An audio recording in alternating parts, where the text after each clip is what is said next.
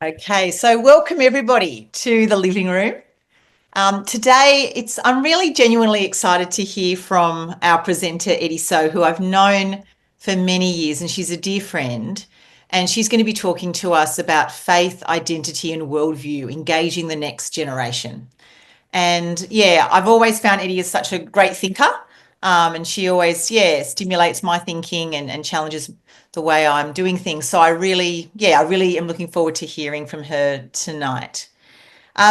So Eddy, I've written down your title. So you are the Director of Chaplaincy and Christian Studies at the Yep. Presbyterian Ladies College, which is PLC Sydney. Yep. Um, yeah, so maybe just what we could do is just to before you jump in, can I just ask a few questions just so that people can get to know you a little bit better? Sure. So can you just tell us a bit about yourself and your family?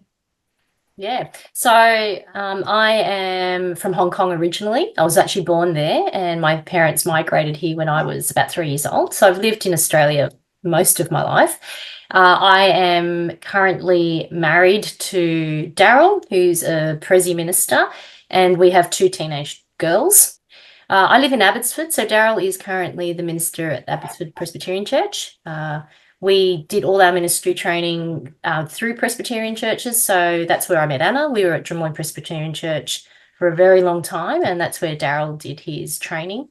It's where I grew up as a mother, a Christian, a worker. So I guess from my perspective, I feel very Australian, even though I look clearly Asian. I have a lot of cultural stuff that I still really acutely is embedded in me. But I would say that if you saw the way that we do our house, it's really a hybrid of Western Asian culture kind of merged together. So that's a little bit about me. Yeah, thank you. That's really, and I imagine we'll hear about this later, but I imagine in some ways that would be really helpful in your ministry context as well. Oh Um, yeah. Oh yeah, yeah, absolutely. yeah. Absolutely. Can you tell us, Eddy, how did you come to know Jesus? Yeah. So my mum had a Christian heritage growing up. Her mother took her children to church, so it was part of my mum's kind of rhythm of life. So when she migrated here, despite my dad not being a Christian, and he still isn't a Christian, she took me to church from day one. So she found a Christian church that spoke Cantonese in the city. Central Baptist Church is where I landed. So I was there since I was 3, and so I'd been brought to church. And it is through the ministry of Central Baptist Church when I was about year 10, in youth group context, where it was suddenly clear that going to church hadn't actually made me a Christian, but actually making a decision personally to accept Jesus is the thing I needed to do. That's something I took up when I was in year 10. And nothing much changed in life until I got to uni, where I think that was a real milestone moment in my Christian faith. Actively seeing Christians live out what they believed. That was a real first for me. And then connecting it now to what I was doing at church and reading the Bible, and why listening to a sermon or listening to the Bible being taught was so critical in how I would learn about God. That was a real turning point for me. And that's when I really think I took my faith and living out my faith really seriously. So uni was really instrumental for that. That's so encouraging. It's lovely to, just to hear that story of how, Jesus has made himself known to you in that way. Absolutely, yeah. So I know you are a busy person and there's lots that you're juggling and doing, and we'll be hearing more about that. But if you do get a day off, what would be Mm. a perfect day off for you? Okay. So we're all weird, okay? I'm just saying that up front. So you're not allowed to judge me on this one. I'm just saying. I love moving furniture around my house and rearranging rooms. I love rearranging my pantry. I love resetting stuff. My husband says it's worse than the Windows updates because it just comes when you least expect it and you can't find anything where it used to be. So, but that's how I totally relax. I kind of That is, yes, It's that's so very weird, you. right? But I absolutely love it. So when I had jet lag a couple of weeks ago, I just rearranged my pantry at 3 a.m. in the morning, and it was so fun. So it was the thing I do.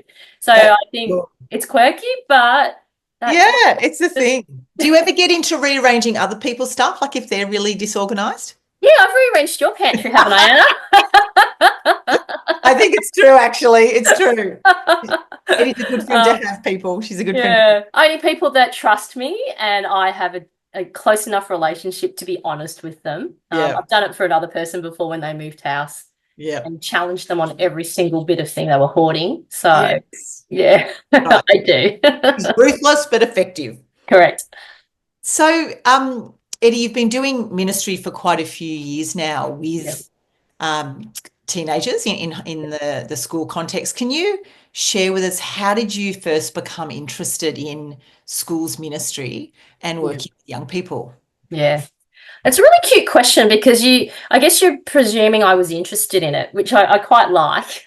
And I'm not going to lie, I wasn't so much interested in it, but an opportunity came up that kind of turned my eye and I thought, oh, maybe that would be fun. So I wasn't necessarily seeking out opportunities to serve or to work with teenagers.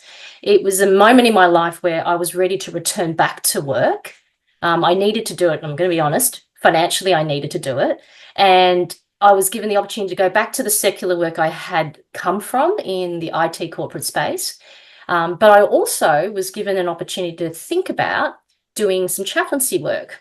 It was actually a friend of mine who was actually a chaplain as well, and her planting that idea in my head. And in my head, I thought, look, I've been working with investment bankers and traders for over 10 years. How hard could it be working with teenagers? Like, it shouldn't be a big jump. No offense to those out there who are. But in terms of dealing with their type A personalities and their unpredictable behaviors, I kind of thought, geez, that should be kind of like for like scenario in workplace. So I gave it a go.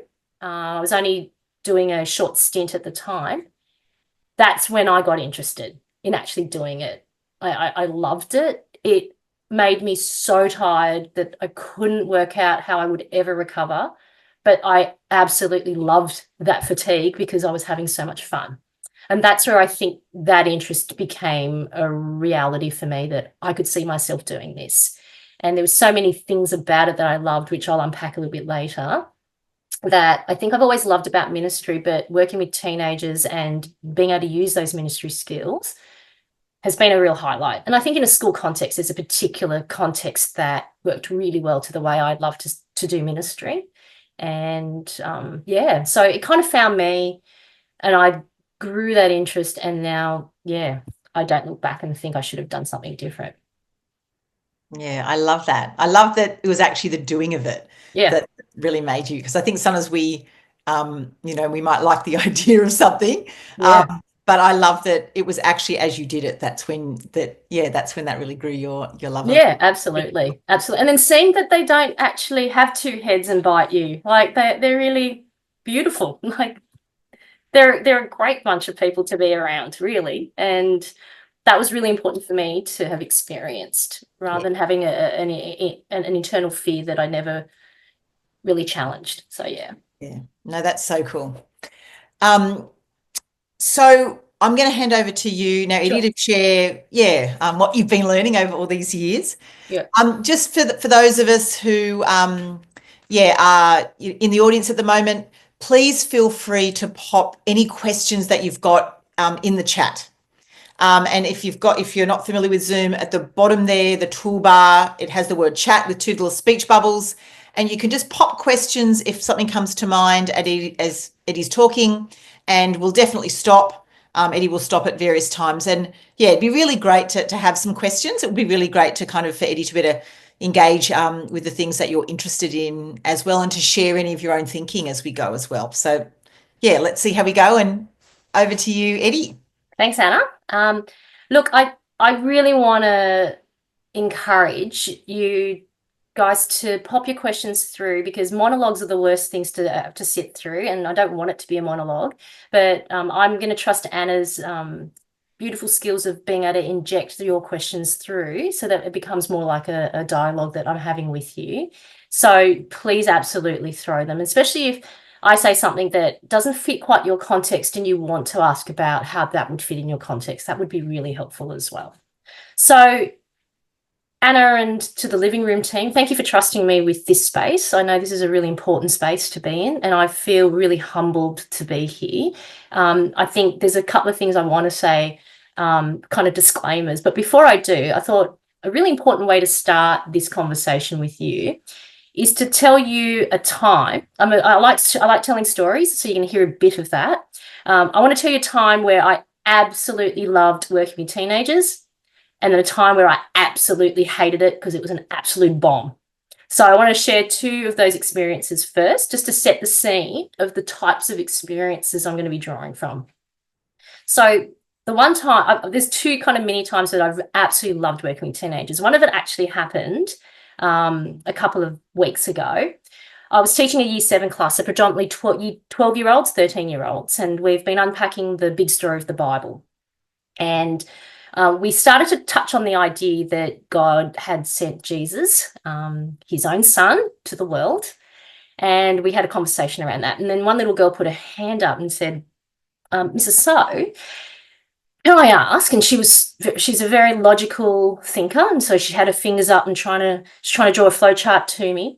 So if I have to believe in God and understand who he is to be a Christian, does that mean Jesus has to believe in God to be a Christian?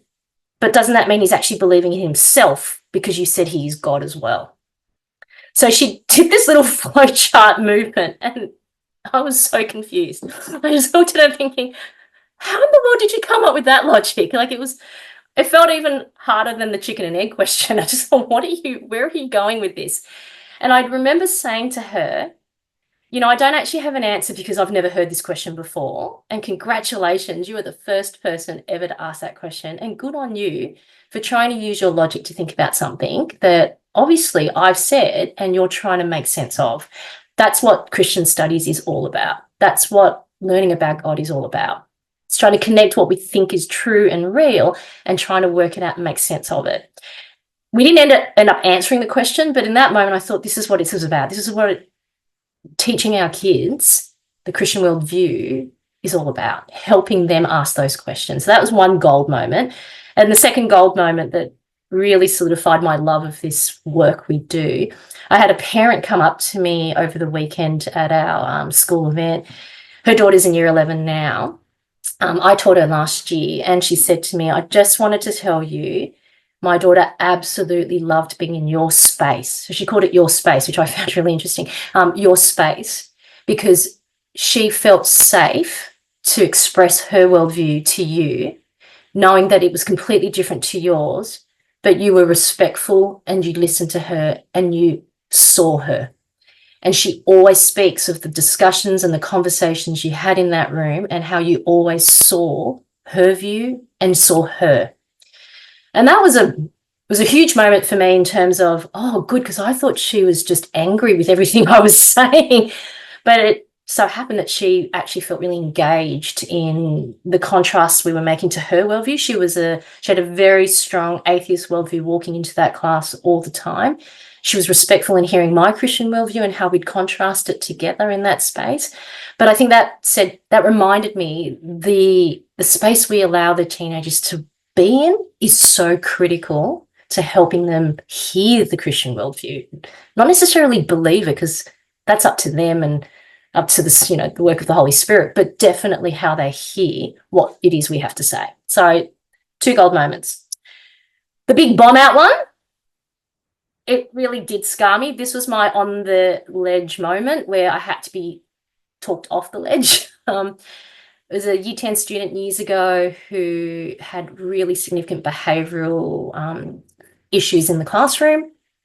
And it really just was like pressing points for me. It was always triggering me because a lot of her behavioural stuff felt really like personal at times and very disrespectful. And she had a lot of stories behind what was going on in her life, but in my classroom, I felt always targeted. And at one point, I took her to task. I pulled her aside and had that classroom conversation outside while the rest of the class was working. I can honestly say it would have been easier to run through a brick wall than what happened in that moment. And I actually think I lost gospel traction with her because all she could remember was this confrontation that I decided with my power as a teacher to have over her. Hindsight, it was unwise, it was unkind to her, and I didn't really take the time to see her. And that is something that I've always remembered. And I would say, I remember walking out thinking, I'm done. I'm clearly not fit for ministry with teenagers. I let them trigger me too much. I had to be talked off the ledge for over an hour before saying, okay, I'm not going to quit. But I really did have a genuine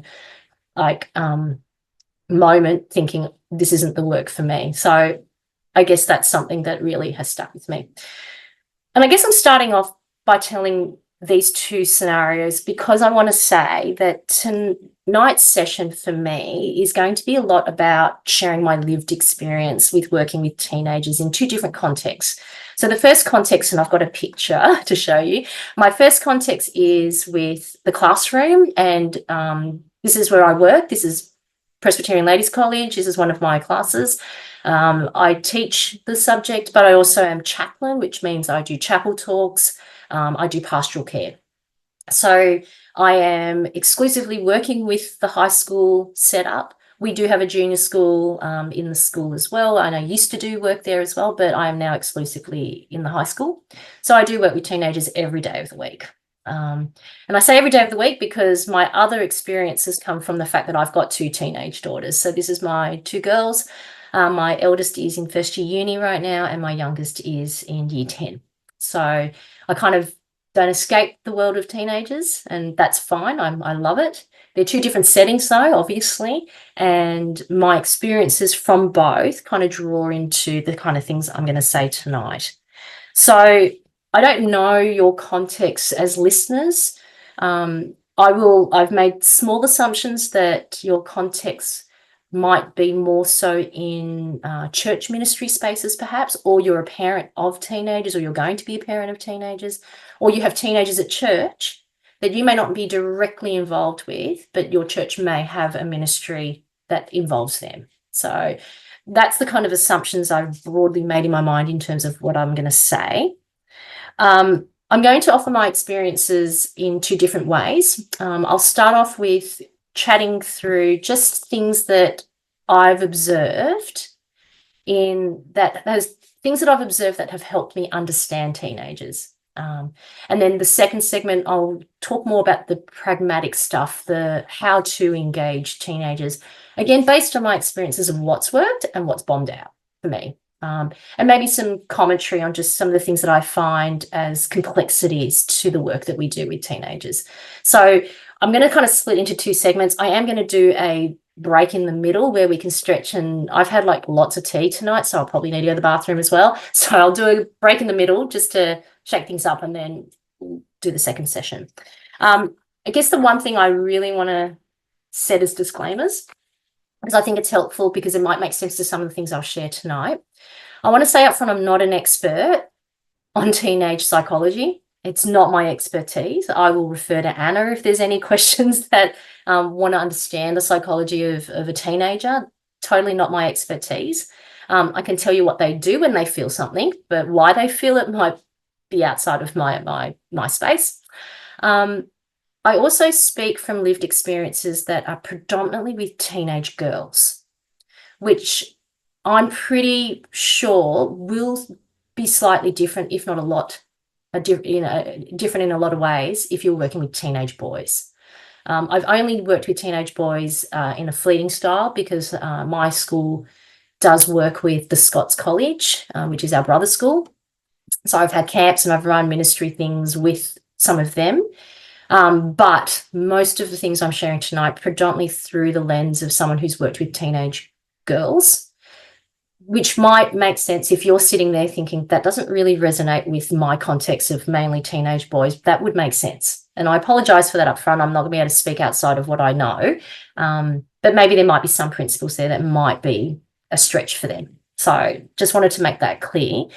And everyone, I guess, whenever you speak about things like context and culture, it is going to come with my own personal bias of what I see, how I've grown up, and my school setting. It's got a very particular vibe that might be very different to your context. So there'll be a bias that'll come through in how I see things and why I think they work. So it's helpful to say that up front, so that if something I say doesn't quite fit for you, that could be why.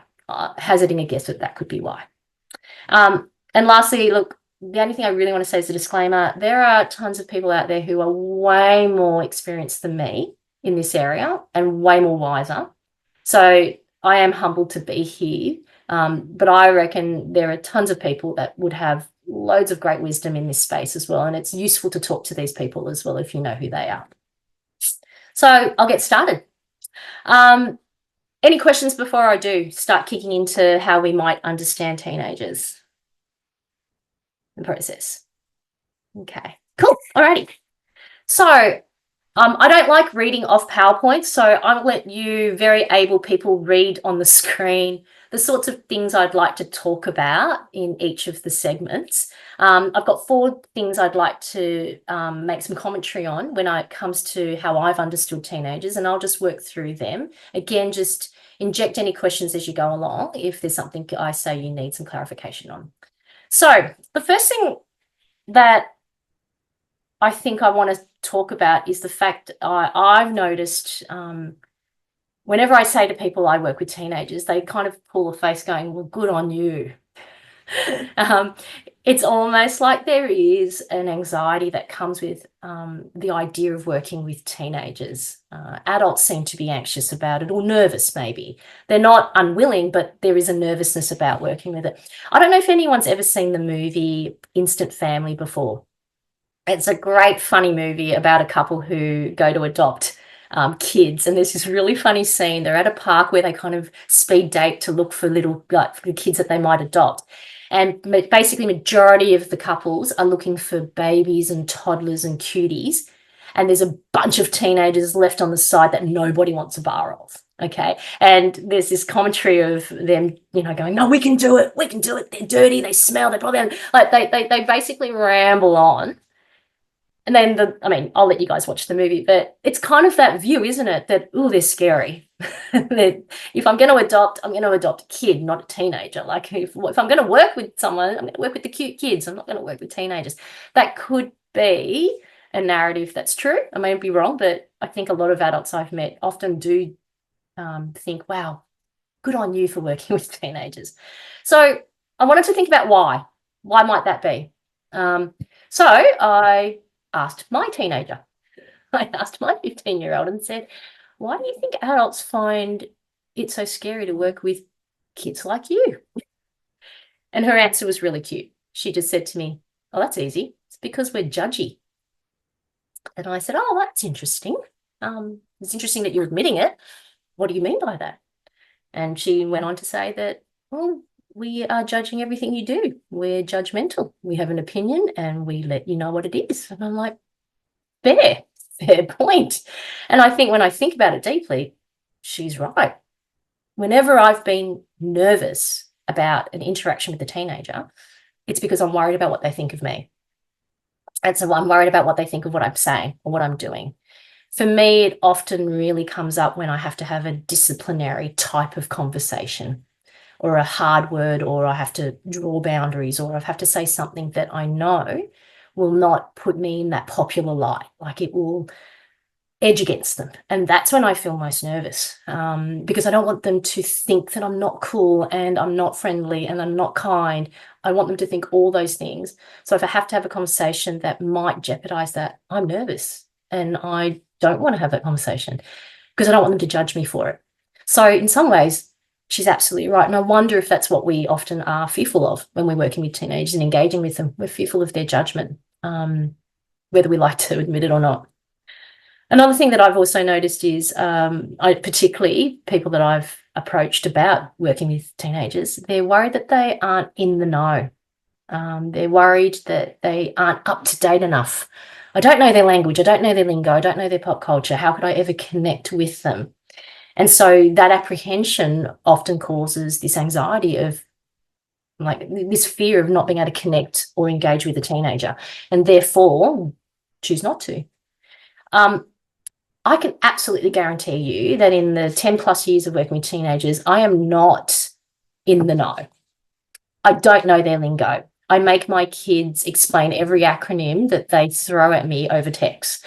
I Google it and ask them, I'm sure it doesn't mean this. What did you mean by that? I don't understand their pop culture. They will, between my girls, they'll throw names that make no sense to me. And my husband and I often look at each other going, is that a real person? like we don't, but that's okay. And that is fine. It actually becomes a key for relationship building, because I have never experienced a time where a teenager does not jump at the opportunity to educate you. All you have to ask is, what is that? Tell me about it, and bam, they are now rambling all the fun facts about this influencer, what they've done, what happened here, their drama, etc., etc. And in the classroom, I've seen that be a real helpful connecting point, especially when they see I'm genuinely interested. I'm genuinely trying to work out who this guy is and what he did and why, because I know that at some time, like it's not all the time, but at some moments, it actually allows me a conversation with them about something deeper than just what they're hearing and seeing. And I'll give you an example of that a little bit later. So not being up to date, not being hip, not knowing the lingo is absolutely fine and actually works well in terms of how it allows you an opportunity to build a relationship. I see it in my husband. He absolutely is way daggier than me. I am the cooler one. He is super daggy, but he has a knack of connecting with the teenage boys in our youth ministry. They love him. And that's because he's genuine in wanting a relationship with them. But he has no lingo. He has no pop culture. He has nothing that would connect them at that level. And in some ways, I don't think teenagers often want you to connect at that level. They like that you don't know and that they can be the educator. So that's just been my experience anyway.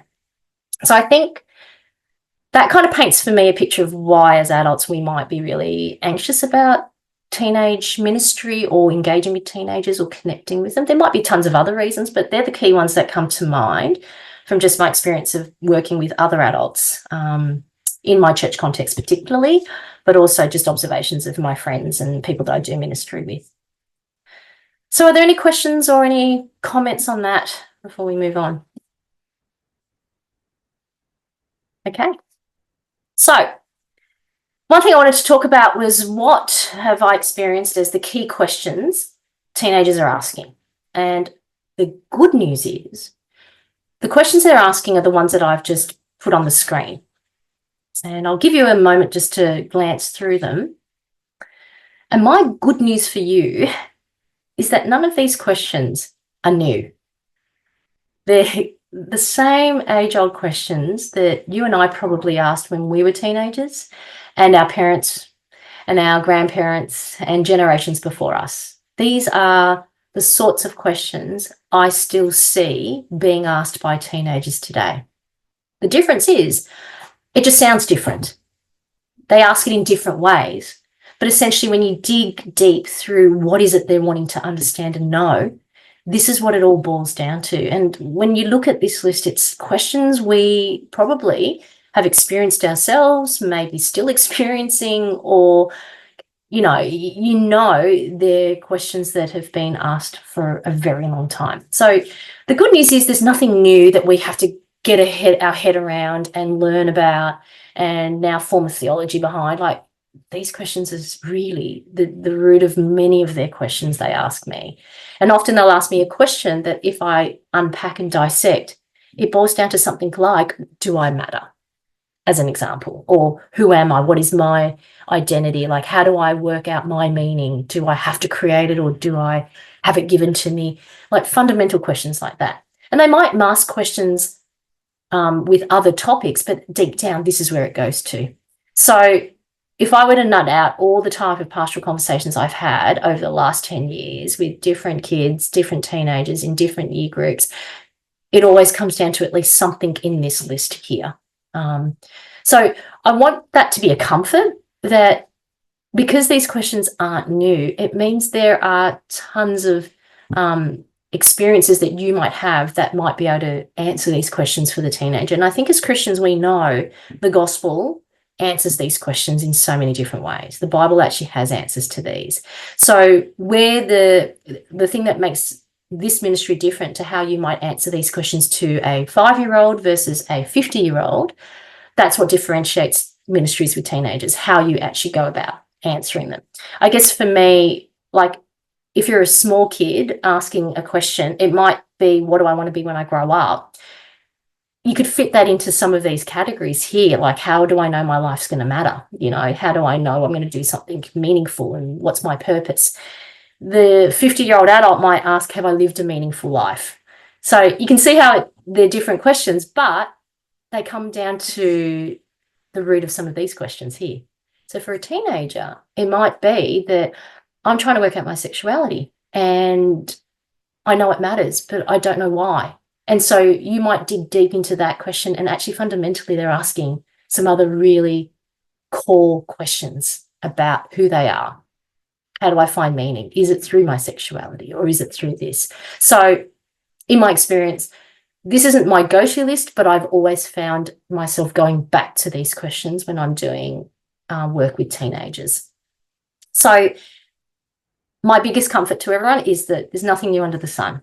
They're asking the same questions that teenagers have asked throughout the generations and age. And we've got truth in the Bible and the gospel that answers these. And that's the beauty of the ministry, working with teenagers, that you can actually tap into.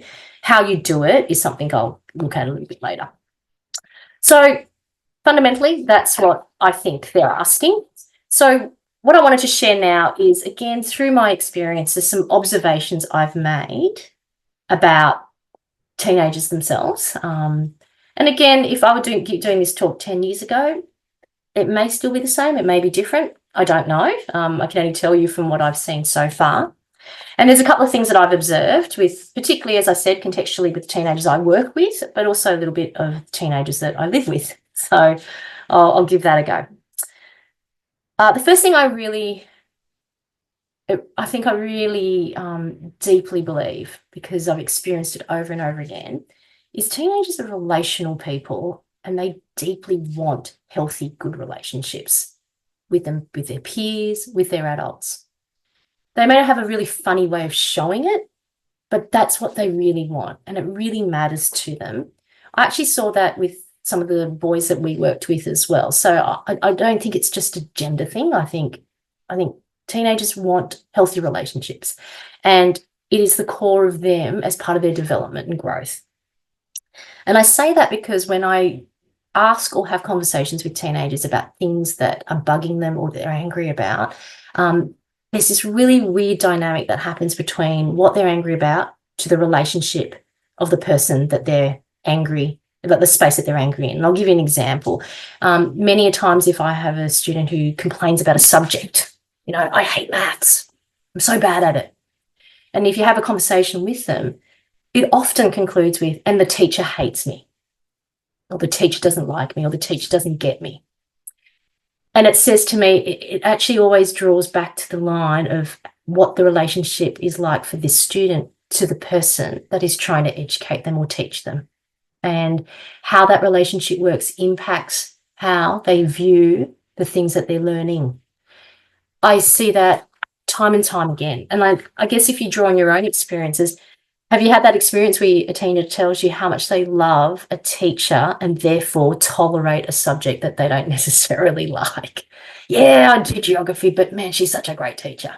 And suddenly you might like the subject because the teacher's there. I've seen it in my own kids that they have a subject they absolutely love but start to hate because they're not in strong, healthy relationship with their teacher. It's not necessarily the teacher's fault. It might be the teenager's perceptions of things, but it's so interconnected. That says to me time and time again, relationships really matter because it's the driver of how they see the world and how they see what's happening in their world. So that's the one thing I've observed and is really key. It actually really propels me to make sure that in whatever spaces I'm working in, the first thing I'm working on isn't my content, it's my relationship. It's my relationship with the teenagers in front of me, because they're not going to hear my content if I have no relationship with them.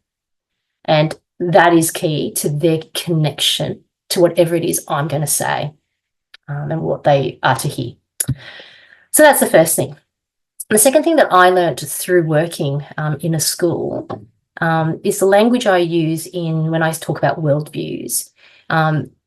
I always walk into my classrooms from the point they walk in when they're 12 years old in year 7, right through to the moment I say goodbye to them. I always say to a teenager, you do have a worldview. You may not know what it is or how it's formed and what's in it. It might still be really murky in some areas and clear in others, but all of you actually carry a worldview. And what that means is there's stuff you believe that's true that actually impacts you in the way you live, and there's stuff you're still trying to figure out. And that stuff might be the things that we're going to figure out together in the next couple of years. And it's actually telling them that you actually have something that you believe in. Because a lot of kids often come and go, oh, I don't believe in anything. Or, I don't have a faith yet. And I kind of think, no. Let's use different language to help you understand the fact that you actually do believe stuff. Let's call it a worldview and let's work out what that looks like. So that's the journey you start on with a young teenager. And as they get older, like in our curriculum at my school, by year 9, I'm actually articulating with them what a worldview might have. And we start challenging them to analyze where it comes from. We ask really big questions like, do you think it's because you're a product of your parents' belief? Or do you think it's something you've formed because you saw this was true and you saw this wasn't true? And then in year 10, I start helping them contrast their worldview to the Christian worldview. So I'm in no way saying my worldview is the only worldview. I'm saying you definitely come in with a worldview. Let's contrast it and see what that looks like. And then we get them, once they have some form of, like some ideas of what their worldview looks like, we start asking them, well, how does it work? So we do an ethics unit where they've got to use their worldview and start making some analytical decisions based on ethical situations we give them. And how's that playing out for you? How does your worldview sit when you think there is no, value to a human life? It's just a science thing. How does that work when we look at an ethical situation of death and how we treat the dying? How we treat palliative care. So it gets them to really wrestle with that. And I think for me, working with teenagers, one observation is it's so helpful for them to know and own that they actually do have a worldview. And part of growing up in their development is working out what that is. And then contrast is the mother of clarity. That's something I heard from Os Guinness, and I thought that is so incredibly helpful. And so that actually drives a lot of what we do with our teenagers. We help them do that contrasting. So a lot of the students I teach don't have a Christian background or are not Christians. So I want to present to them what my Christian worldview is and help them contrast it with theirs, because that will be the Holy Spirit's work on giving them clarity on what really is true and what isn't. So I think that's something that I found really helpful, and I've observed for a teenager works really well. It doesn't make them think, oh, she's just about to Bible bash me again, or oh, she's trying to convert me. I always say we're not here to convert, we're here to convince. Conversion is the work of God, not me, but I'm here to convince, I'm here to persuade, I'm here to show you, I'm helping you contrast. So that's something that I find really helpful, and I find teenagers are much more warmer to those conversations when you approach it in that way. So that's just a thought. And the last thing that I've observed, again, this might be a girls' school thing, I don't know. Could be a guys' thing, I don't know. I can't really comment on that. But definitely from the kind of context I'm in, teenagers really care deeply about what other people think. So, yeah, they're judgy, but they're also very acutely aware that they're judgy on each other as well. And that really drives deeply to the kind of things and the kind of decisions they make, the choices they make. It actually sometimes cripples them in being the person that they would like to be. And as a person working with teenagers, I often want to see that, call it, and help them think through that. So as an example, I was doing a series in assembly, a series of chapel talks, and I had a really awesome Year 10 class and a couple of key great thinkers. And I actually approached the group of them, asking them to be involved in something for my series. And everyone but one person volunteered to help. And the one person that didn't, I was really like disappointed, not because she said no, but just because she would have been awesome for it. And I remember when I found her eventually and asked her, oh, what happened? You didn't answer my email. I was really hoping you'd say yes. And she just looked at me with this pale face saying, I really wanted to, but I was so scared of what my cohort would judge me on. That drove so deeply, so much that it stopped her from doing the things that she wanted to do and knew would be great and would excite her. But that fear of that judgment overpowered her freedom to do something that she would have loved. And I see that a lot. It's an observation I've made a lot with our teenagers who want to do something, want to be something, want to say something, but the fear of the judgment of their peers often overrides that. I don't have an answer of how we combat that, but that's certainly something I've observed time and time again as a pattern with the teenagers I work with anyway. So that's kind of the key observations. I guess it's not so much an observation, but it's good to highlight the fact that there's been a shift in culture to the teenagers today, to the teenagers 10 years ago, 20 years ago, when we were teenagers. So I'm almost 50, so it's been a long time since I was a teenager. So even when I was a teenager, the things that shifted the way our generation saw things is very different to the generation of teenagers now. So I've got a question to pose to you. It's something for you to think about. You don't have to scream an answer out or anything, but I'd love you to have a think about.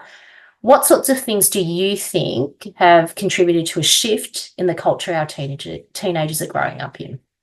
So just maybe have a think about that now.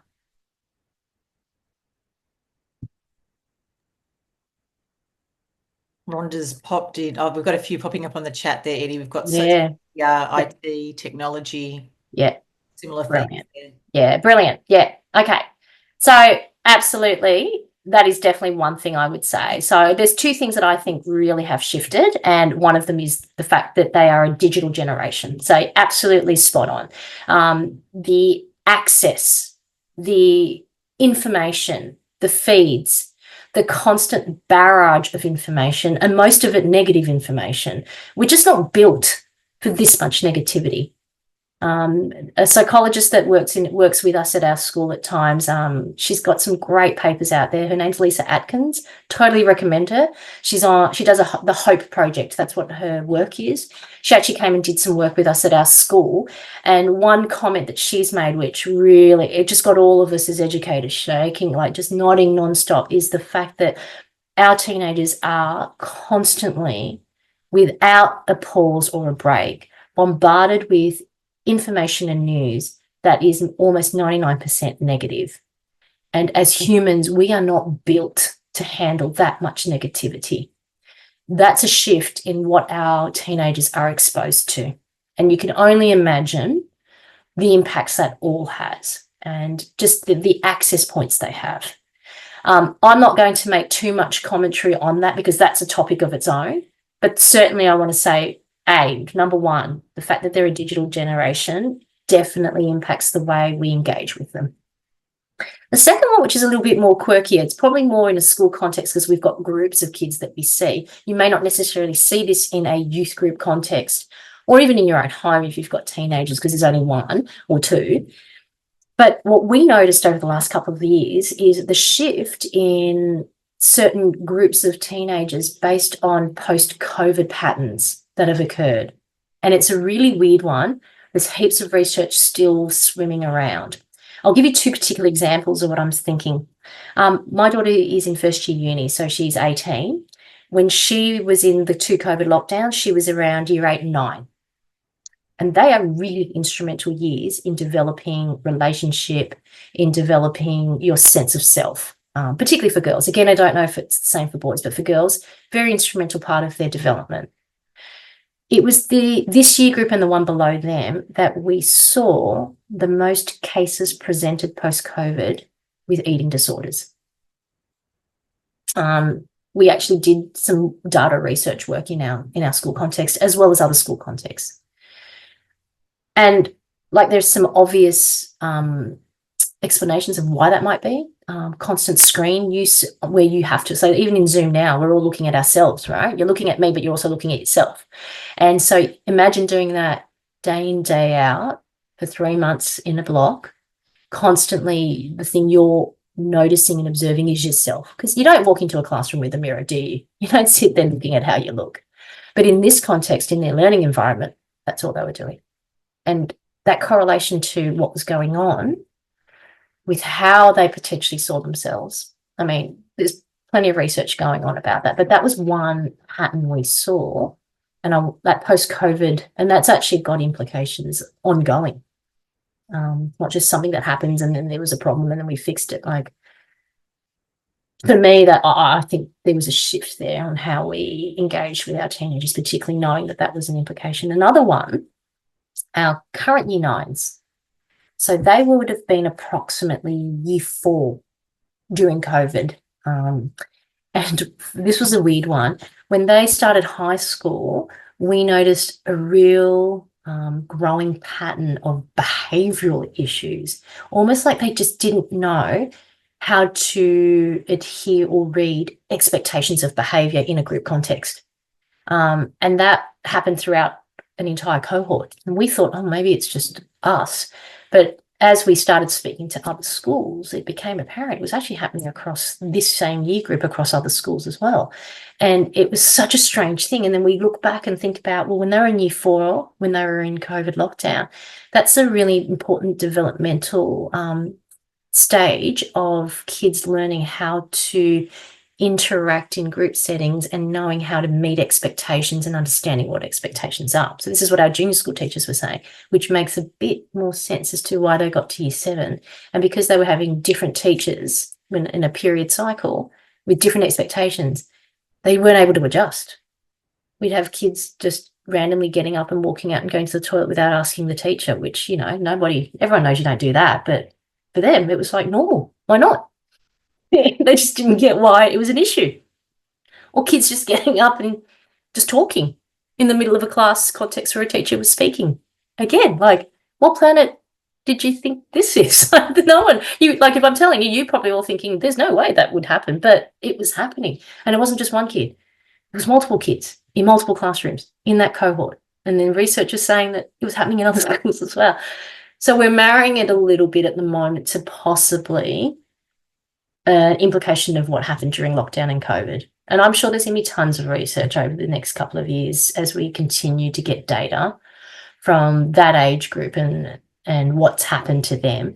But we're seeing that in the teenagers now. And I think those two shifts really have been, for us, working with teenagers, something to be aware of, because it might inform us in how we might see and engage with them. So that's really the first bit of what I wanted to share.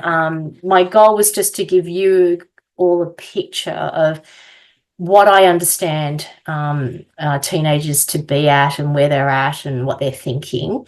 And after the break, we'll have a bit of a break. After the break, I'll go into more of the nitty-gritties of how to actually engage with teenagers, what works based on my experience and what totally not to do based on my experience, and maybe share some stories in that as well. So I think it'd be great to have a quick couple of minute break just to stretch up and be away from the screen a little bit, and we can come back and resume. Does that sound okay, Anna? Yeah, that sounds great. So it's 8:24. What kind of time would we like to come back? I don't mind. Maybe just enough for us to have a stretch and then. Yeah, so maybe just 2-3 minutes. We'll come back just before 8:30. Sounds really good. Okay, so 8:26. Such interesting content. Like, it's really great. So guys, we'd love to hear your questions. If there are any questions that you want to pop in the chat, particularly as we go into the practical second section. Yeah, hopefully you've had, just a little stretch your legs, a little bit of a brain break. Anna, there was a question. Yeah, there is a question that's come through. Yeah. Yep. Shall I read that out for us? That'd be great, because I'd love to address that one. Yeah. So it's Amy has said the post-COVID issues were interesting, and that aligns roughly with my experience. Any tips on how to help the older teenagers through eating disorders and the younger ones through group expectations and appropriate behaviour? Yeah, they're great questions. Thank you for that. I want to say up front, with eating disorders, that absolutely they need professional help. As a chaplain, I dare not enter into that space to offer any type of assistance. That actually does need medical professional help. So if there's ever been a case presented to us, we've always referred them on to the medical team or our psych team to help them on that journey. We will assist in the well-being side of things when the student returns or when a teenager comes back into your space after they've actually sought that help. But I would say up front, when it comes to eating disorders, it's definitely something that you need professional help with. So that would be something I definitely would say up front to myself and my team. In terms of the younger kids and some of the behavioural stuff, things that have worked for us in addressing what was going on there, we had to work harder at setting really clear boundaries and really clear expectations. We couldn't leave anything to ambiguity. There couldn't be, oh, they'll know that. We were absolutely crystal clear, more so than normal, on what was expected. Even things that we had assumed, surely you'd know that you just don't walk out of the classroom without telling the teacher why. We would make that super clear that you can't. And that was because one thing that they didn't seem to hold on to was the fact that there were clear boundaries that they couldn't cross. So that was a really big effort on our part to make things, it's helping them, because in some ways, if I were to put my empathy hat on and go, wow, what's going on for them? It's perhaps the lack of development in understanding what boundaries look like and how to then work in them.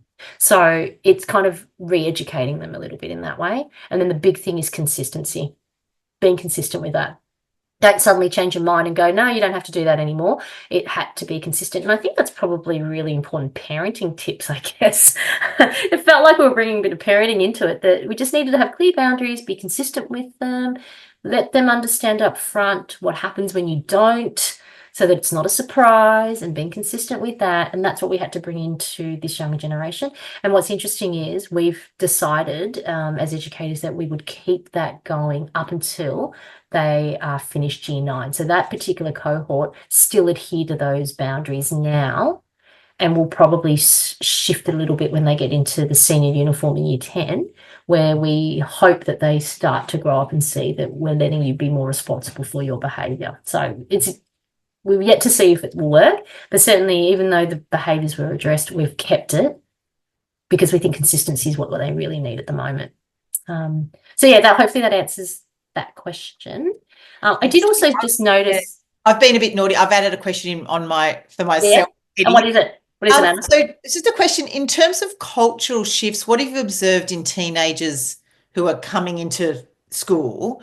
Like in terms of, do they have vague, non-existent, informed views on Christianity? Like, what are you noticing in terms of, do you know what I mean? Like, 20% of their kids coming in with, you know what I mean? They have no idea about who Jesus is, or they slightly know, or they're informed. Like, what are you noticing there about kids' backgrounds in terms of religion or experience with church? Yeah, it's a great question because it actually drives a lot of what we do in chaplaincy. We basically are seeing more and more kids unchurched without any exposure to the idea that there's even a God. A lot of kids have never seen a Bible. They kind of know it's an important thing for Christians, but they may have never seen one, heard from it. They don't even know what it really is. We are always on base zero. Is there a God? Not who is God, but is there a God? So our whole curriculum assumes no knowledge of who God is, what Christians believe. We strip out all the Christian jargon that we can find, and we start from ground zero. And that is from like when they come into the junior school as well as when they come into the senior school. So at 2 points in their education, if they're here as little Lees right through to high schoolers, there is always no assumptions made about what you know, about who God is, what is God, and what the Bible is. And that is consistent year after year. So our language is about introducing them to this idea that there is possibly, like we say, perhaps there is a God. What's your view of how the world began and how you're here, and etc. So I don't know if that answers your question, but certainly, Really helpful, thank you. Yeah, you just can't make an assumption that a teenager knows anything about Christianity and what it is and what it's about. Thank I you. did notice also, Anna, that there was some commentary about when I asked about cultural shifts about gender.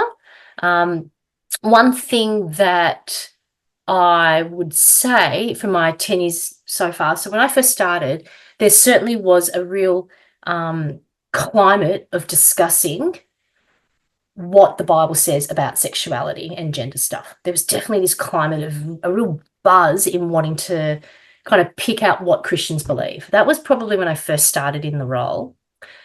But over time, I have found that that's actually sizzled away. There doesn't seem to be this huge drawn interest in what the Bible says about sexuality anymore. What I am seeing more of is individual teenagers trying to work out what sexuality and gender stuff means if they are interested in Christianity or interested in faith. I'm actually seeing more of those conversations than I am about the wider big, what does the Bible think and what do Christians think about gender sexuality questions. I don't know why. I don't think they're not interested anymore. Maybe they're just tired of asking those questions now, or they think there's enough out there for them to find out. Certainly in our space in chaplaincy, we're not getting them as much as we did years ago when you have open question time and kids who write questions in. That doesn't seem to be the big one. I'm seeing more personal narratives of trying to work things out ebbing up over the last couple of years. So that's just something that I've noticed. And I did hear something from Dan Patterson a while ago in a forum I was in, and he actually said that seems to be the question that is least asked these days about what Christians think of, gender and LGBTI or all that sort. He actually has observed there are less questions coming into his space asking about that too. So it's an interesting thing. I don't know why.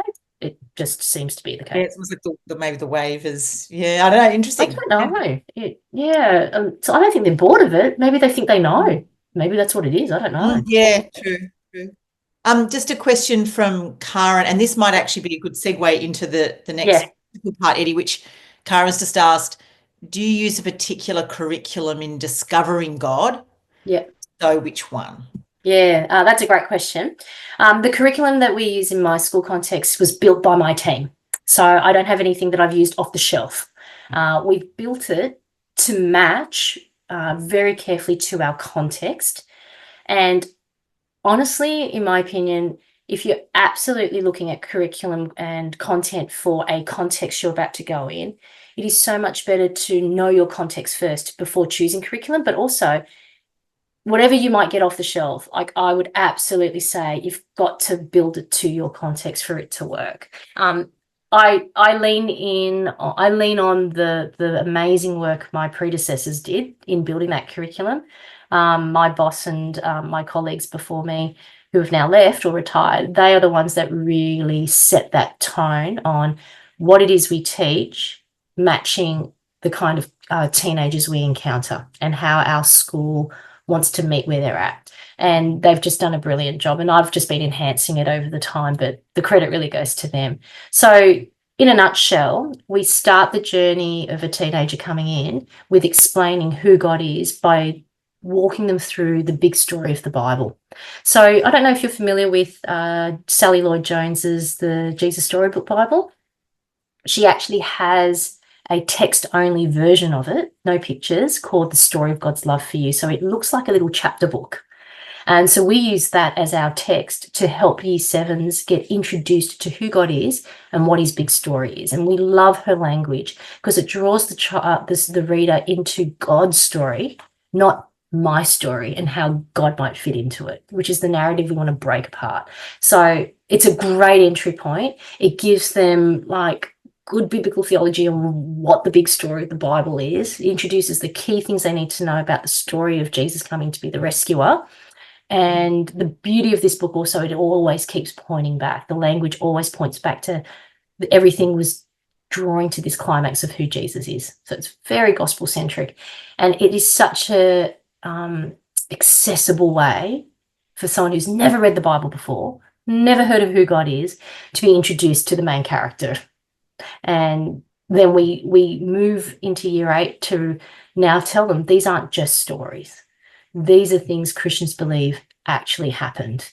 So let's look at the text of the Bible and how we read the text. So we move them into that journey. And then we start looking at the narratives that they read in that version to the NIV text now. And then we explore that. And then year 9 and 10, we shift the gear completely. We've done kind of the base foundational work. In year 9 and 10, we start working on a lot about the narrative of Christianity in the world space. So we really work on things like your culture says this, the Christian view says this. What do you think?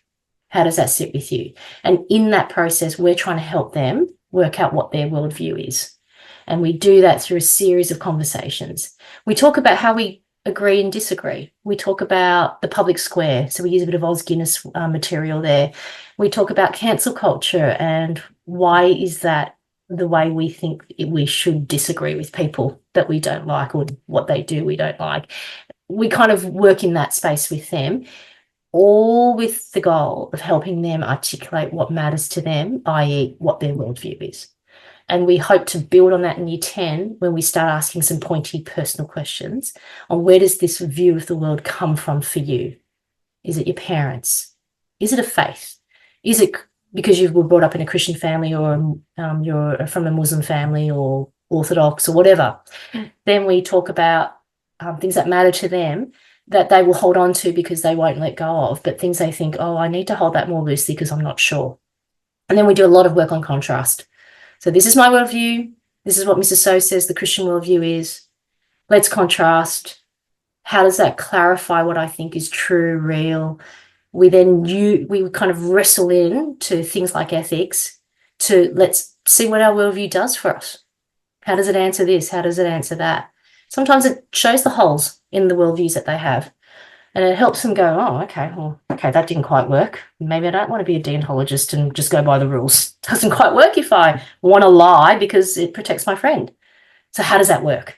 So we kind of move into that journey with them. And by the end of year 10, we ask them, we say, you've heard the Christian worldview for 4 years straight. What do you think about it? What questions do you have? Where do you want to go with that? And unfortunately, we don't teach them in year 11 and 12 at our school. So we kind of end that journey there, which I feel is a big gap for us.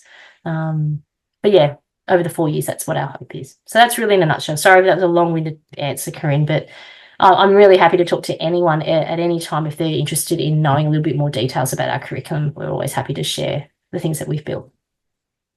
Thanks, Eddy. That's no super. problem. Okay, so I don't want to take up too much time for everyone because this is meant to finish at 9, right, Anna? Yeah, that's right. If we go at just a wee bit over, that's fine. But yeah, around 9 would be great. Okay, well, I hope to not be so long-winded. I will try and keep to time. Okay, so I'm going to move into now a little bit of just the practical stuff that I've learned about working with teenagers that I think have worked really well and the lessons that I've learned from that. And clearly the best bits are the bits where I've bombed out because they're the things that I'll know I'll never do again and hopefully will be a helpful thing for others. I think the one thing I really want to say that there are 2 things in my team that really underpin all our work as chaplains and Christian studies teachers to teenagers. And I think they're so critical. And without them, we're not doing good work, in my opinion. I think these 2 things are essential in our mindset, our heart, and our approach to everything. The first thing is we constantly remind each other, especially on those bad days, that each person in front of us is made in the image of God. We actually have that written in our staff room because sometimes you don't feel like it. Sometimes you think, what beast is this? You have to keep reminding each other, each person brought before you, whether they are defensive and agitated, rude, they are made in the image of God. And there's a story behind this image that takes time to unpack and to understand. And you love them in that moment as someone made with purpose and meaning. And that's really important. And I really do honestly say, especially on a bad day, you got to just, when you're talking to each other off the ledge, you're telling each other, you're reminding each other, but that person is God's image, broken and hurt. How are we going to love this person? 1 Thessalonians 2:8 is our kind of team Bible verse, every good ministry team has a Bible verse thing. Ours is 1 Thessalonians 2:8, because we loved you so much. We were delighted to share the joy of the gospel with you, but also our lives as well. Like, that is so instrumental in how we see the work that we do. Firstly, it's got to be on the premise of love, the 1 Corinthians 13 stuff, what love is and how it's defined and how it's demonstrated in the gospel that we believe in. How do we love the girl or the teenager before me? And I'm not just sharing the gospel, I'm sharing my life, the lived experience of the gospel. And in our space, we want that to be the teenager's experience all the time. It's not perfect, but it's what we strive for. So these 2 principles are ones that basically drive anything I'm about to say on how we work with teenagers. So I wanted to make that really clear, because it's not because we've been well educated ourselves or trained or we've done the right degree. It's none of that. All of us in my team have very different backgrounds, but the one thing we all have in common is these 2 things that we keep coming back to. So I really wanted to make sure that I said that up front. It's our starting point for every point of our ministry. So what's worked? Okay, well, I think the most powerful thing that I've noticed about working with teenagers and what's really worked is, if I teach about Jesus, I need to be Jesus to the teenagers. If I'm teaching Jesus and I'm being a hypocrite, or I'm being something other than Jesus, it's like that noisy gong and cymbals sounding, that whole idea. So I want my teenager to experience grace.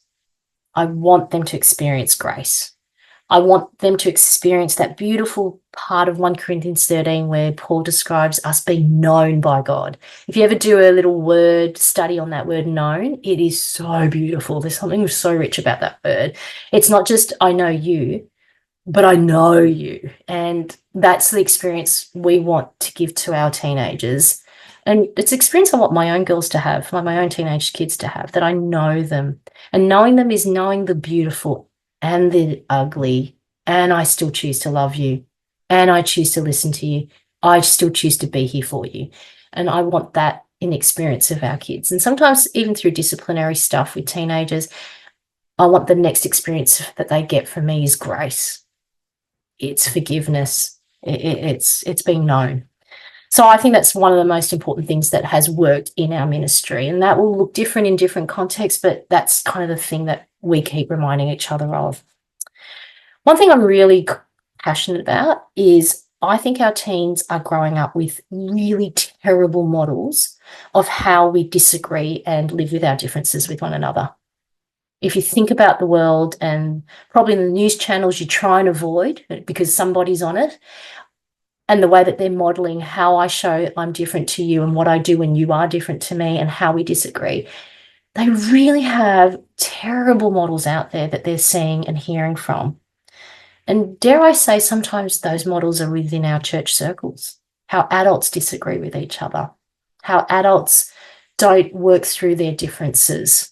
I think, I know my girls have definitely seen it, not particularly in our church context, but in the wider Christian circles. And they're watching. Remember, they're judging, They're judging. So they're watching and they're listening and they're thinking is, okay, if that's okay, then therefore. So the one thing that I think has worked really well is to be countercultural to that, is to model for them in your engagement with them how you lovingly disagree, how you listen to one another, how you work through your differences. You don't just, I hate the let's agree to disagree, because I feel like sometimes that's just a give up comment. So often if I get that, I say, no. I don't want you to have to necessarily change your mind, but I want you to at least come to a point where you understand why I feel this way and that I want to understand why you feel that way. I don't want just to agree that we don't agree with this. I want to be more than that. That's what a richer relationship would be. And so I want to model that, and I want to be actively doing that with the teenager, because my guess is if there's any person in your life that you're going to disagree a lot with, it will be your teenager, not necessarily the other adults, because they've got other ways to filter that. But the teenager is the one that you will often find yourself at heads with on particular issues that they're passionate about or that you're passionate about. So I want to be modeling using an opportunity to really model something that I don't think they're seeing well in our wider space in the public square. The other thing that I think's worked really well, and this is just a personal experience, it's not necessarily going to be anyone else's experience. I had a particular issue with an interaction I had with, she was a teenager, but a little bit more like a young adult. And it was a kind of a tricky situation we were in. And we decided, because we knew her parents and we knew them well and we trusted them, we actually ended up deciding that we would actually speak to her parents about the situation and get their, I guess, guidance on how to handle it based on how they're viewing the situation that we were confronted with. So we went to them for advice, because we thought at this point, because she's kind of teenager, young adult, we want to be in line and consistent with what she's experiencing with her own parents. So when we spoke to them and said, look, this issue's come up, how are you guys handling it?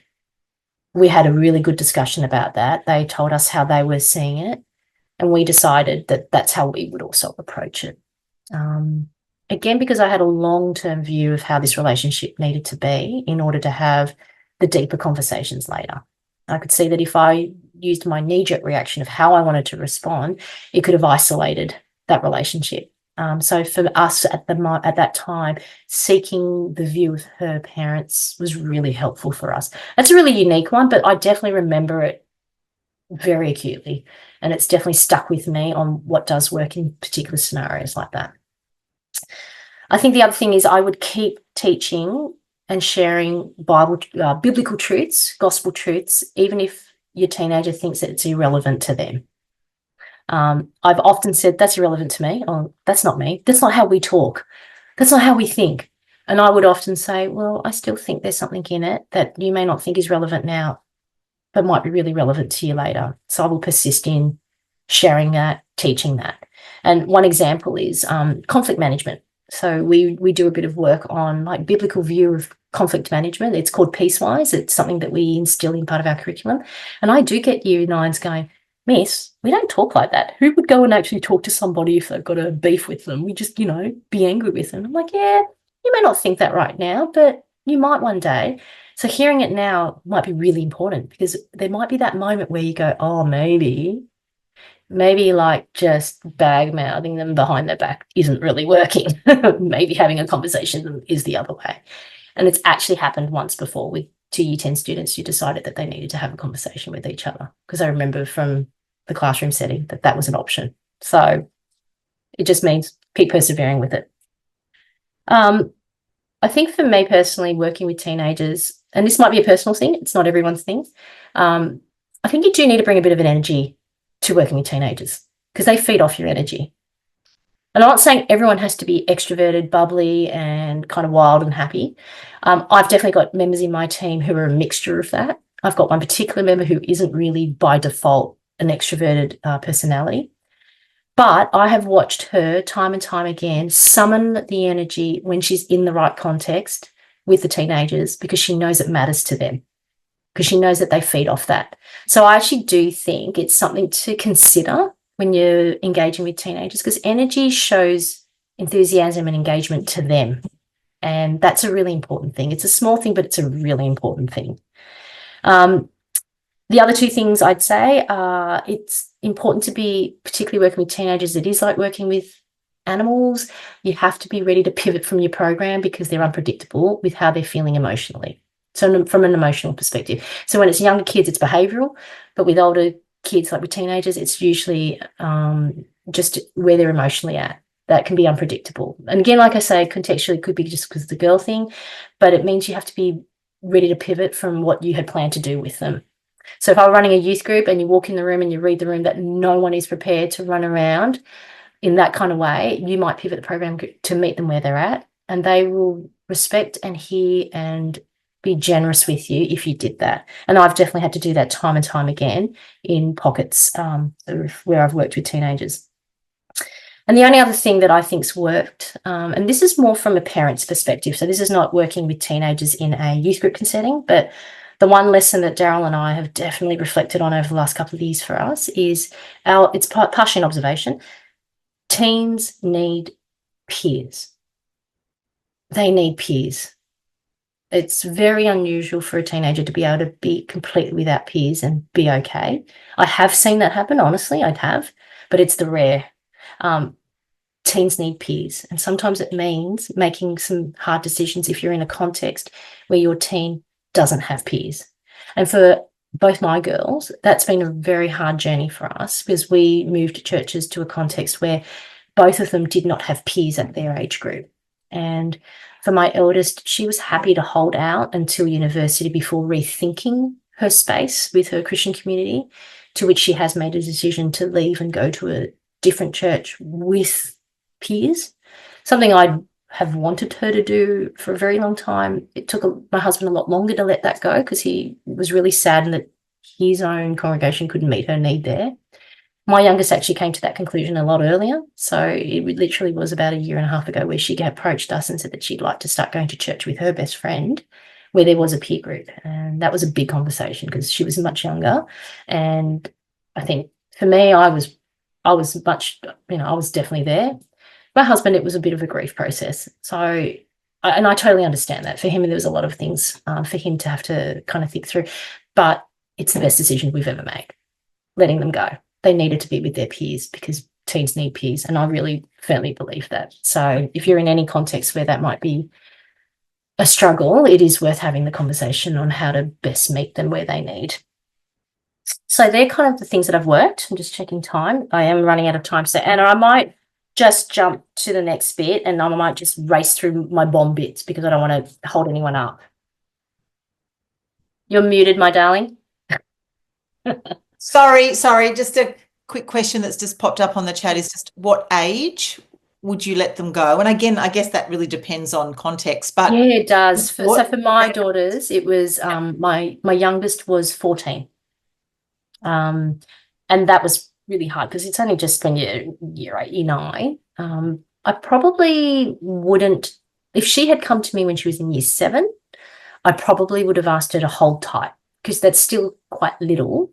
I would probably wait only because I would want to know that she's going to church for the right reason, but also just I feel like they're just a bit too young to venture off on their own. And not she's gone to a church where we know the people and we trust them. But yeah, I don't know, there's something about being a year 7, 12-year-old that's just a little bit, they're still not quite year 7 till the end of year 7, if that makes sense. When I teach year 7, they still feel like year 6 kids up until term 4. So in that, I guess I have that in my mind. Yeah. So a couple of things about when I look at what's worked, what my key lessons are, and I lean into these all the time, and I'll kind of just go through them really quickly. Adulting, I think, is a big one for me. Working with teenagers, it is so easy to be triggered to bring your teenage response into a conflict. And I have done that, and it's been ugly. I have to consistently bring my adult self to every encounter with a teenager. I'm the adult. I need to act like an adult. I need to respond like an adult. And my responses need to reflect my adulthood, not my 15-year-old hurt Eddy self. And whenever I have done that, it's gone pear-shaped, especially with your own kids. So adulting in every situation is super important.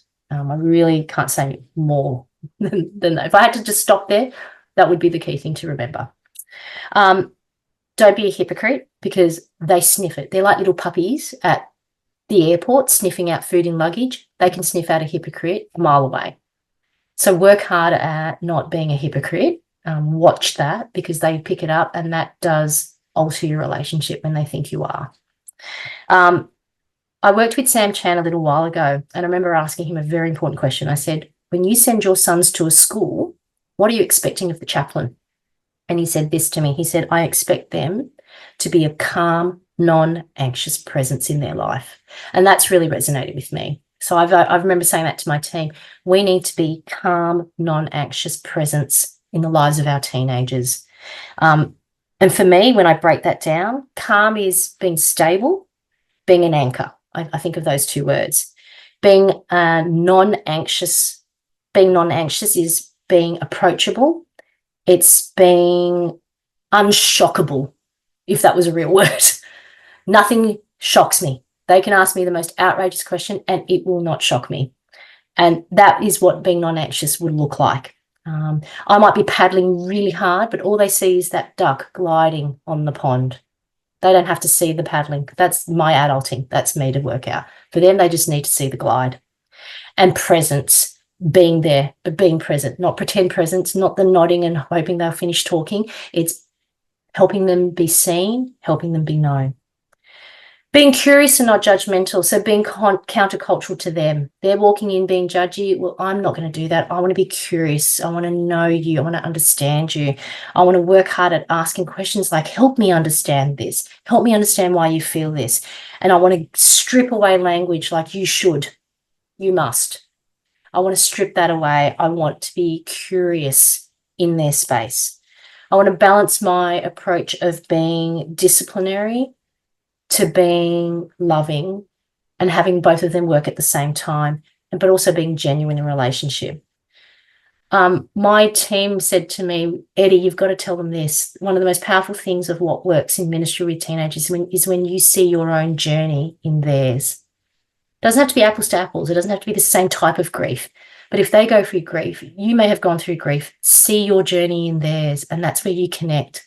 And you'll have experience that they don't have yet, that they might be able to lean on. So they might be able to borrow from your experience what can happen when they're in grief or when they have been betrayed by a friend, that sort of thing. So that's a powerful way that my team have said that works for me.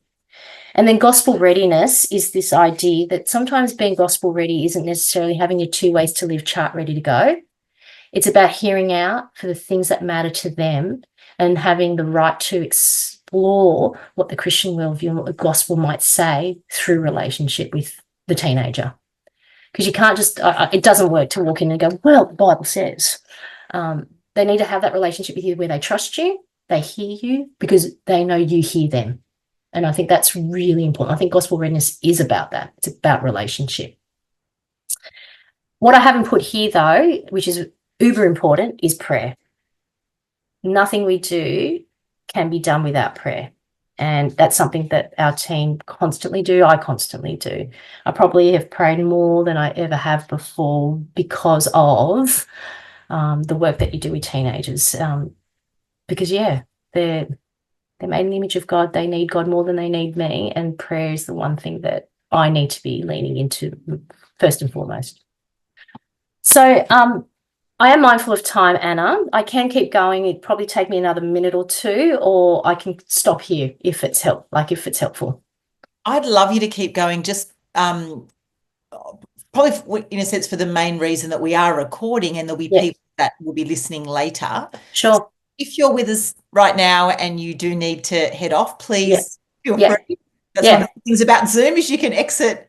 That's right. No one's going to really know. But thank you for being with us. If you do need to head off, we've loved having you. But yeah, Eddy, I'm very happy to keep going. I'd love to just glean these last bits of wisdom for you. Sure. Okay, so I'll kind of speed talk like the bell's about to ring because I'm good at that. So bombing out, things that have not worked for me, and I totally recommend no one ever do. So these are my big ones. When I've made an issue out of something that in hindsight actually took away the traction of gospel conversations with the teenager.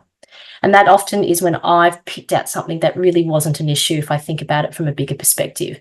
It tends to be things that are behavioural.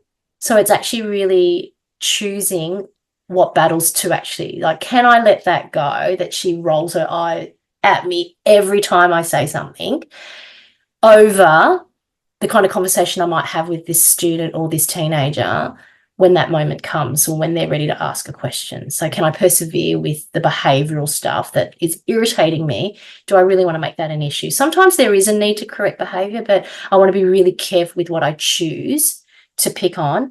And I have definitely made issues out of stuff that has been really unhelpful to my relationship with the teenager and conversations thereof.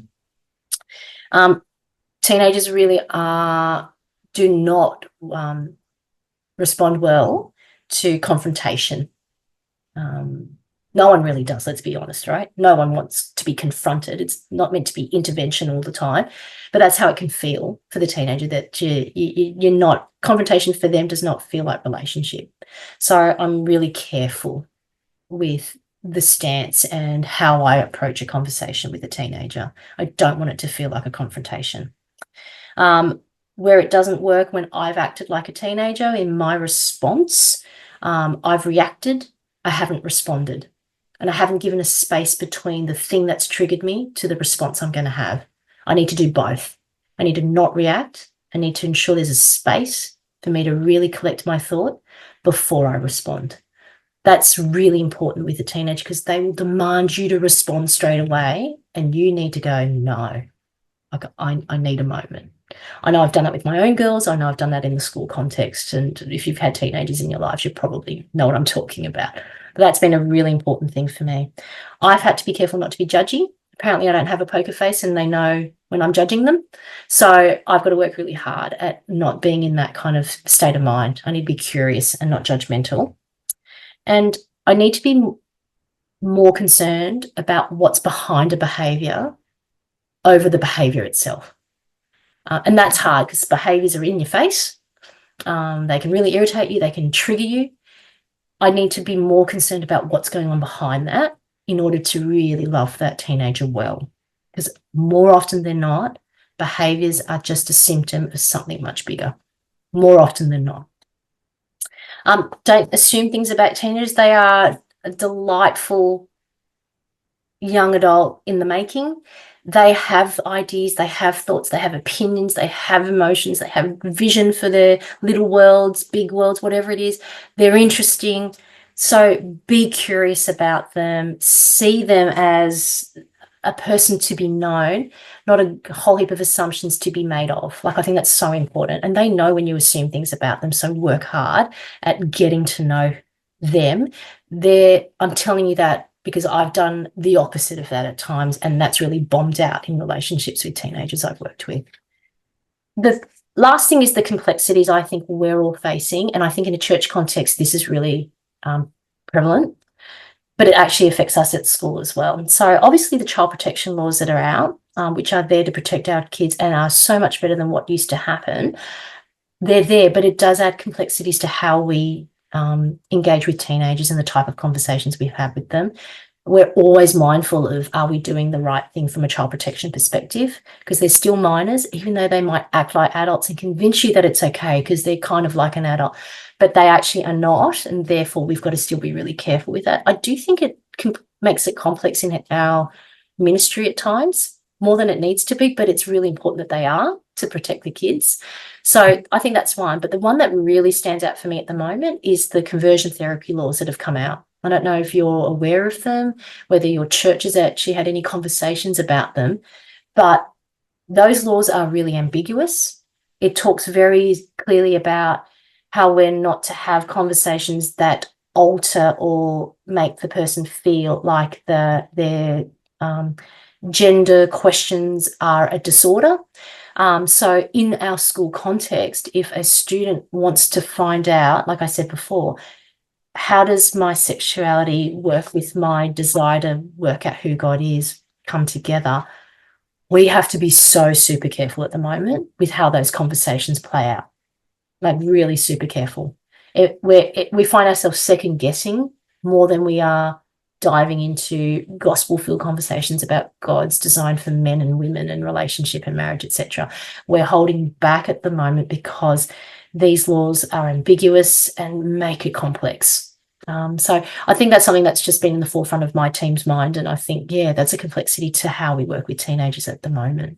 So they're my two big ones that I think kind of play into the space of working with teenage kids at the moment. So that's a lot of information. I'm sorry to overwhelm everyone with all that, but in a nutshell, that's kind of my drawn experience and just these two ends. And yeah, if there's any questions, I'm happy to field them, or feel free to go because I've kept you over time already. But yeah, thank you. Thank you for listening. I really appreciate it. Oh, Eddy, thank you so much. Like, I've written lots of notes. There's just so much richness in your content. I'll give people, just a couple of minutes. If anyone does want to have a question. Rhonda's just popped up here with, "You've made me fall in love with teenagers all over again." Oh, I'm so glad. They are. They're really beautiful. That's beautiful. And they're fun. They're fun. They're crazy. they're crazy. Like they bring the crazy, but they're so much fun. And like they're kind of cute in the way they're kind of adults, so they can be kind of your buddy for about a split second, but then they're like teenagers again. And like I love that. That dynamic is so crazy and fun. And yeah, they're a real blessing if you get time with them. They really are. So true. Any other just quick comments or questions before I'll close in prayer before we finish, but anything anyone just wants to add?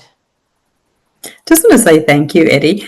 And it's very reassuring that it's the boys and girls are not that different. So I have 4 girls, and my youngest is 17. So we've done the teenage girl thing, but I have worked more with teenage boys than with teenage girls, and they're not that different. Oh, wow. That's really helpful to hear because I really just don't know. So I'm really pleased to hear that there are things that are common. Yeah, there's things that are different, but there's definitely things that are very, very similar. In the fact that they're so relational and that they actually just want to be seen and known. Yeah. For who they are. Oh, that's wonderful. That's great. Thanks, Karen. So, Eddy, if anyone wanted to, I don't know, learn a little bit more, ask another question, would that be best if they do that through me, or is there a way that they could do that if they wanted to be thinking a little bit more about some of the things you've said?